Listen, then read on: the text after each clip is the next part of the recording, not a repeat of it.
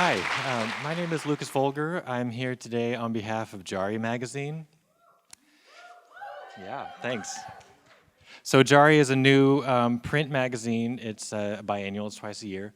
It explores the intersection of food culture and gay culture.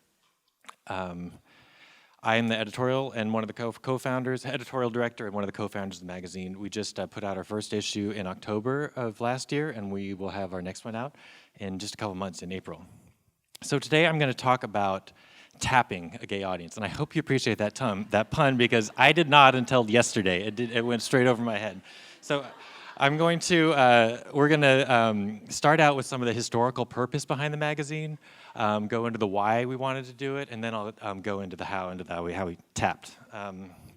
Okay, so first off, I wanted to introduce, I'm sure we're all food people, I'm sure you know who these people are.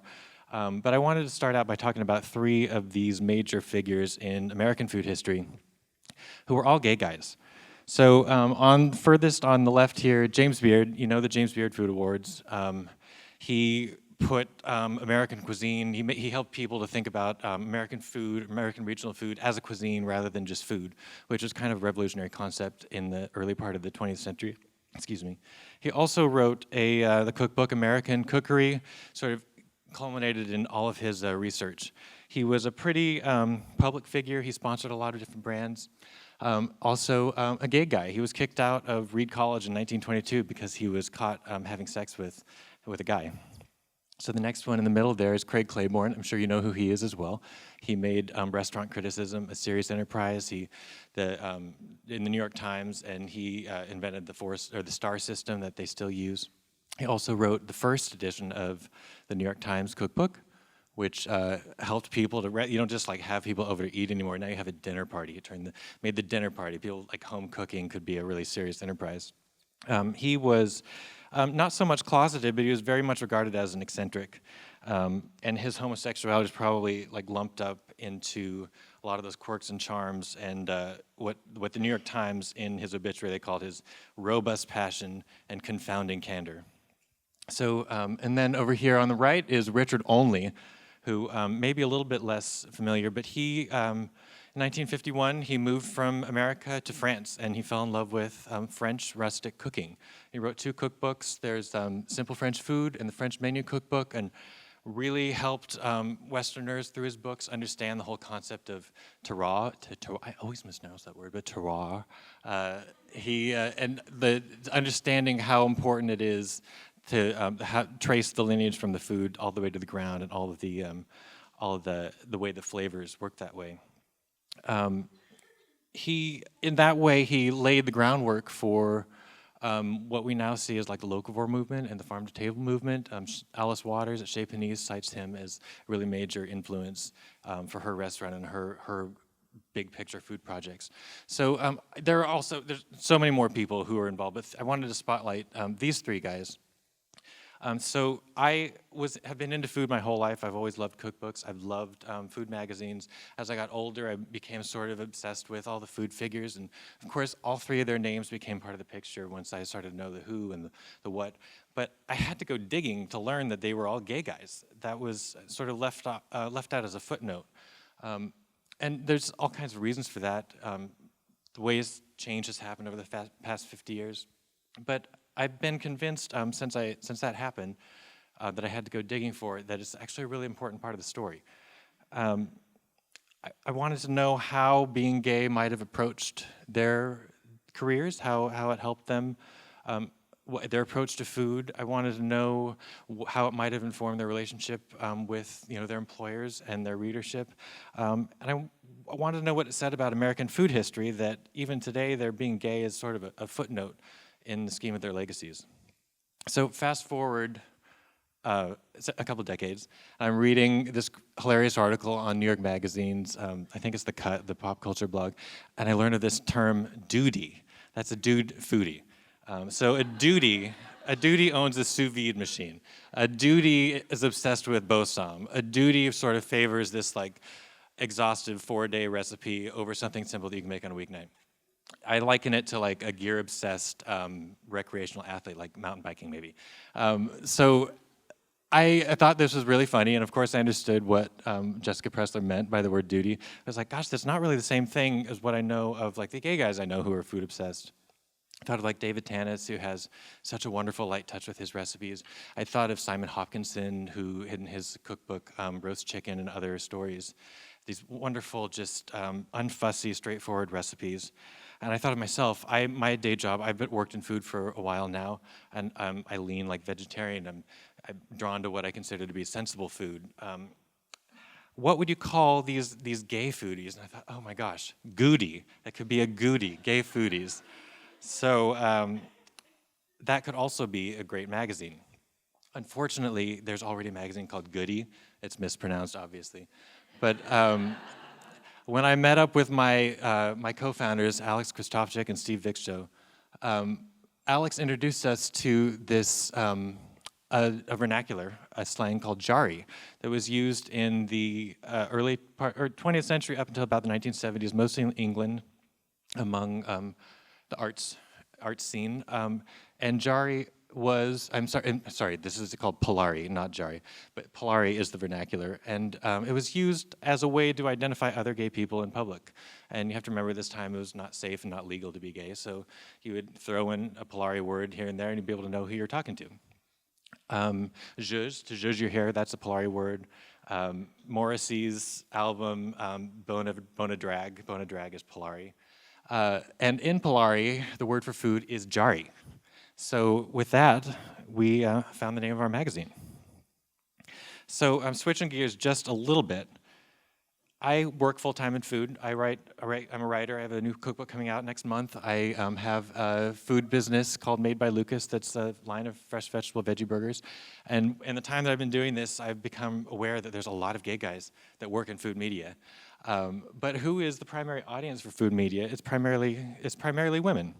So for example, just an illustration. When we were first starting out Jarry, I had a conversation on the phone with this guy, Adrian Harris. He has a blog called Food Gaze and a really popular Instagram feed. And I thought, I mean, if there's anybody that knows how to tap that gay audience, it's going to be the blog called Food Gaze. And so I asked him how he did it. He said, oh no, all our readers are women. And this is one of the reasons why women are the superior sex, that other readers, this is not a criticism, it's not a problem that most of the readership of their blog is women. But it still seemed really interesting to me. And I thought, well, watch, we have all these great guys working in food media, making all this great content, who are writers, recipe developers, photographers, stylists, bloggers, Instagrammers. What if we were able to give them a place to publish content for an audience of other gay guys? So we have the food media on one side, and then there's gay media on the other with magazines like Out, which is sort of a glossy pop culture mag. There's The Advocate, which leans a little bit more interested in political stuff. There's the indie Hello Mister, so a little bit more identity-oriented, a lot of first-person stuff. There's nothing in the food media sphere, in the gay media sphere that addresses food, and there's nothing in the food media sphere that addresses gay, so we sort of found our niche right there. So we launched Jarry and put out a call for submissions. And I wanted to start by saying I didn't really have preconceived ideas about what kind of articles we were going to publish. I wanted to find people and see what they wanted to do. So I did have writers I wanted to reach out to, though. And so one of the first people that I talked to was John Birdsall. And if you don't know who John Birdsall is, you definitely need to look him up. He, among many great articles he's written, he wrote one called America, Your Food is So Gay. And that is obviously a primer for our project. And so I met with him and talked over some ideas, and he ended up writing this wonderful feature article that kind of explores the state of the queer kitchen, and he comes to some really interesting conclusions about privilege and passing and what it means to be an out chef these days. I also was interested in knowing what a dancer eats on a busy performance weekend. So this is Russell Jansen. He is a soloist with the New York City Ballet, and he took us through his entire food regimen for, I think he had like 6 or 7 performances over 3 days. And I'll just say, at the end of it, he goes to Julius and eats mozzarella sticks. Then there's Mark Grattan here on the left, and then that's Ferris Sitt on the right. He is a furniture designer. His company, Vidi Vixi, makes some absolutely gorgeous furniture. I've been following him. I've always wished I could afford one of his pieces, and I wanted to enlist him to design something for a magazine. So we ended up collaborating with Farah, who is a ceramics artist, and they made this, you can't really see it so much on this photo, but it's an interlocking, these like triangular, like a tangram for the table. So you have all these serving pieces and they're kind of interlocking, and it was really fun. I've never seen anything like it, but they designed it just for us, and so we ran it in the first issue. We also significantly started working on Instagram. So we launched Instagram with a hashtag Jarry type, and this ended up being, first of all, in terms of tapping an audience, we were able to do the thing that you can do on Instagram where you isolate influencers and get them excited about your project and your brand, and you end up building a following there. And then through the hashtag too, people contribute, photos of their food, photos of themselves. And we built up a pretty sizable following that way through Instagram and found actually a lot of our contributors there too. So that's how we met Nick Sharma, who has this blog called Brown Table. He's based over in Oakland. We asked him, he's an award-winning photographer, an award-winning blogger.